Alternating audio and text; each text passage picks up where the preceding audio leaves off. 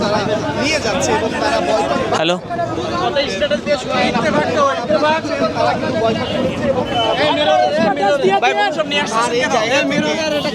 উমামা ফাতেমা যে মন্তব্য করেছিল মাল্টিমিডিয়া সাংবাদিকতা নিয়ে তার প্রতিবাদ হিসেবে আমরা আজ তার এই সংবাদ সম্মেলন বয়কট করলাম। তার যে দাবি ছিল যে অপসাংবাদিকতা এবং সে নিজে ডেকে নিয়ে গিয়ে একজনকে ভিডিও করার পরে সে যখন একটি মন্তব্য করেছিল সেই মন্তব্যটি যখন তার অনুকূলে ছিল না, তার বিপক্ষে গিয়েছে এবং তার নির্বাচনে যে আমেজ ছিল সেটিকে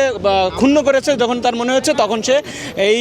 সাংবাদিকদের হেয় প্রতিপন্ন করে কথা বলেছে। আমরা গতকাল মোজো যে জার্নালিস্টের যে অ্যাসোসিয়েশন আছে সেখান থেকে একটি বিবৃতি দেওয়া হয়েছে